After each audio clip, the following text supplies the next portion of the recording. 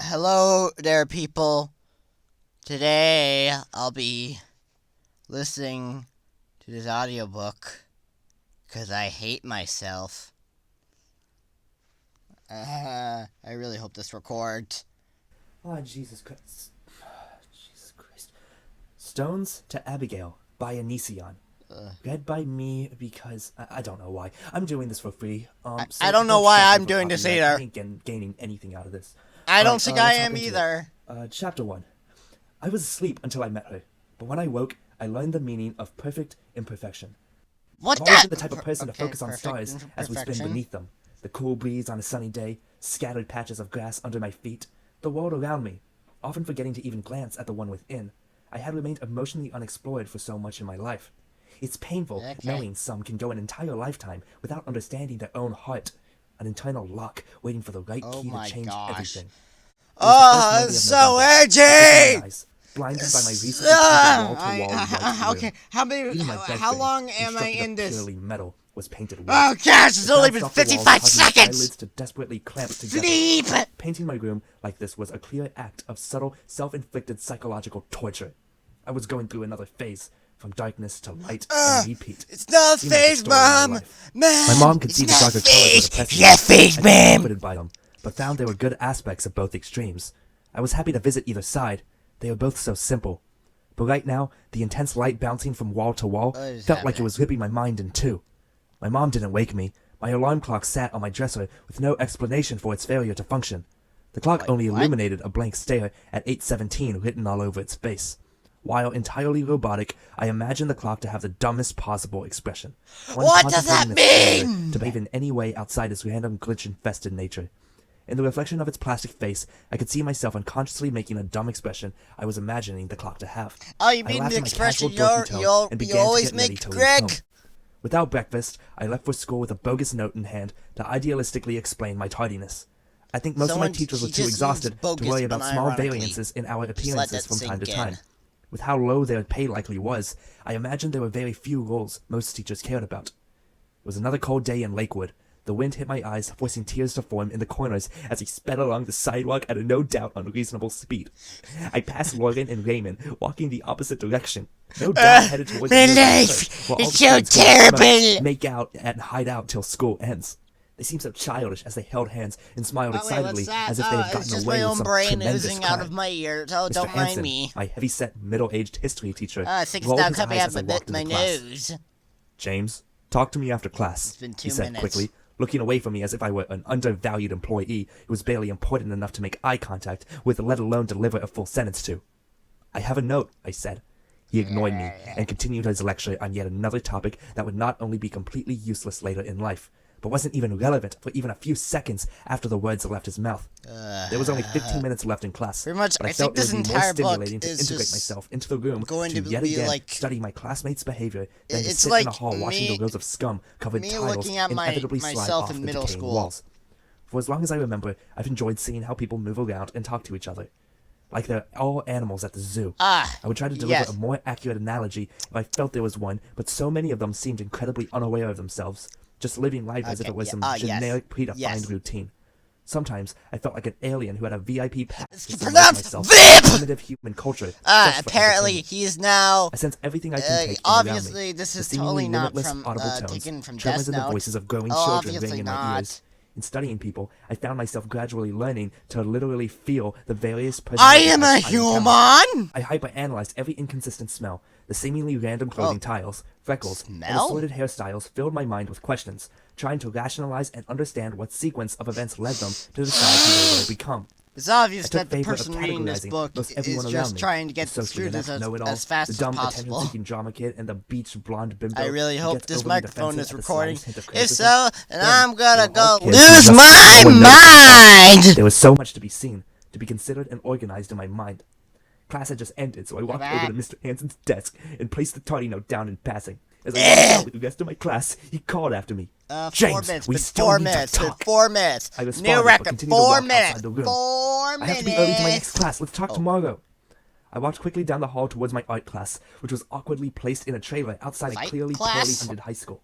On my way to the class, a fight had already broken out between two jocks who, no doubt, Both had controlling, iron-fisted fathers who brainwashed them into believing conflicts between men are best resolved with a bloodying of their fists. These kind of men plagued my mind with wonder. I could not conceive a scenario in which they could justify their primitive and pointless mentalities, yet they would always continue to perpetuate their self-destructive actions as if offered the slightest legitimate benefit. Most everyone nearby crowded around the fight. None of them likely cared who was winning. What it was about or to how like far this it went. video if All you they feel ever like seemed to show dying. concern for it was their own amusement. Always excited to see violence without having to pull out their wallets to pay for it. As the sounds of flesh collided, fist to cheek and chest quickly followed, and howls from the surrounding students, they would scream, "Oh!" as if it was sincerely delightful to witness creatures like themselves suffer and fall apart before their eyes. Even if I had time to stop, I never really took pleasure in seeing strangers hurt each other. Most all fights seemed avoidable and were often initiated for a senseless reason. Yes, sure, you don't take pleasure. You could say it's more complicated than that. I would like to think it were as well, but reality trumps the way I wish things would be. There's no sense in fighting it when doing so rarely helps anyone. As I approached my next class, the image of Abby's face illuminated the neon walls of my mind like a projector teasing a theater screen with fleeting moments of depth and purpose. I feel like Ever since I met her, she had occupied a part of my consciousness. Whenever I wasn't near her, I missed her to an unrealistic extent. You could call my longing sad, especially considering we had barely talked. She just had a strange effect on me, one no doubt similar to willful addiction. There are people in life which we pass on a daily basis, barely aware of their existence. But on an exceptionally rare occasion, you can find a person who fills an area inside your little world you didn't even realize needed filling. As I walked up the creaking stairs into my art class trailer, I could see Abby the young middle school me is just screaming out, being like, "Yes!" over the last couple days. She was drawing pictures on a blue-lined paper, distracting herself from the cold that filled the oddly glowing room. I smiled slightly, trying not to be too obvious, and sat down on my chilled metal chair positioned a few seats to the left in front of her. Oh boy. Glancing over, I could see she hadn't moved at all. I felt like she didn't even notice me come in. I wanted to inspire some acknowledgement of my existence from Abby, so I opened my mouth to greet her with my fingers and brushed up against freshly smeared gum under my desk. Ew! She looked up at me with a blank expression. Bursting into the room came a group of boys. I touched some gum! Done, bro! One of the other boys laughed, saying, "Won't see them for a week at least." I love this. I love that accent. Sup, bruh, dude, what you doing, bruh? Her influence on how I felt was obviously dangerous, but I didn't care, as no matter how fond I was of the idea that I was not of the world, I knew my place and had no real interest in pretending otherwise. Jason, one of the boys energetically praising the fight they had just seen, sat in his seat next to Abby. I smirked, watching her shoulders shift away from him. Her body language sent a loud message that she had the same impression of Jason as I did. Hello there, young human woman. Shall we do the playing of Smash Bros? Within a massive, unstoppably twisted game. I know it sounds morbid and condescending, but my attitude was just something that naturally developed the more I studied human behavior. I would be more optimistic, but I started doing so would be like walking into a room with no windows and turning out the light. If you refuse to see the world around you for what it is, you're just wasting your eyes. Art class was about to begin. My teacher, Mrs. Stanley, who looked like she would have retired a ridiculous 30 years ago, approached the front of the room talking about how art is sacred. She also discussed the random object she had us all draw the previous school day and ironically graded it by using her own narrow-minded definition of art. I always wondered how teachers could even attempt objectively grading art. Is there any logic behind validating a form of self-expression using a cold black and white mathematical system? Today, I'm going to place you with partners. I'm waiting Mrs. for him to diss art. As she pulled out sheets of paper outlining our activities to come. If he starts dissing art, then it's just, I'm gonna start flying. Fists are flying! To keep this simple, I'm going to partner you with a person you're currently assigned to share a desk with, she said. I sighed, knowing that I was bound to be paired up with Alex, a guy I had specifically asked to be seated away from ever since he peed in a jar literally right next to me under our desk, asking like he was so cool for publicly exposing himself while simultaneously urinating. It happened. Okay, yep, this is this guy's character. Write that down, students, write that down. He peed in a jar, and he's like, yeah! Weeks ago, and I still can't figure out what kind of crazy it takes for you to, in the presence of people you barely know but have to see nearly on a daily basis, pee in a jar held in your hand just beneath your desk in the middle of a classroom. You can stop. What then? You show it off like you will be praised and accepted as if it were an accomplishment? You can stop talking about the pee in a jar. Despite being borderline mental, was one of my least favorite You can stop talking about it. people to study. I couldn't help but feel there was some defect in his mind that invalidated the point of conducting a thorough analysis of him. He was completely irrelevant when considering the realities of normal human behavior. As I was off on a tangent in my own mind, I heard a familiar voice ring out, one that inspired the very same emotion you experience when a song you had forgotten you loved randomly plays in the background of your daily life. Nostalgia? Can I be paired up with James? Her voice was just as I remembered. Despite her having not spoken in class in some time, she hadn't changed a note.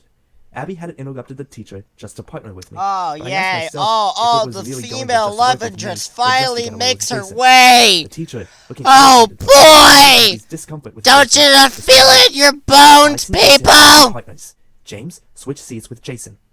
Thank you, Abby said with a slight smile. Don't with a know cocky why grin, she Jason did this. stood up in a comedic There's fashion no and reason smelled to his do armpit. this, Wow, but she I didn't did know it I smelled anyways, that bad, because Jason why said as he the walked over heck to sit by not? Approaching Abby was no doubt a way scarier act in my mind than it was to everyone around me. I felt like my head was burning from the inside out. Nevertheless, I continued to remind myself that a public outcry to partner with me could have meant nothing. I sat down next to her and did all I could not to turn into a complete dork on her. She reached out and grabbed the project outline that was being passed out. It's Mrs. like that Stanley one began to read the description meme the of the assignment. picture of the guy Today, you will both be that taking it something looks like he's meaningful, about to but explode expandable from your own next to a homes. girl, Mrs. Stanley and looked it's up and labeled like emphasized that you vegans trying not to Then tell looked people back that they're down at the vegans paper. for like 5 You will tear seconds. those items apart here in class. You will then take those items and, using the adhesives, staples, and the strings available in class, find a way to create something new out of those possessions. She looked up and said in a low voice sounding somewhat like Dracula, "Two will become one." Jason raised his hand, objecting. "All due respect, Miss Stanley, I'm not breaking some..." What? What? "something of mine for this class," she replied, putting her hands on her hips.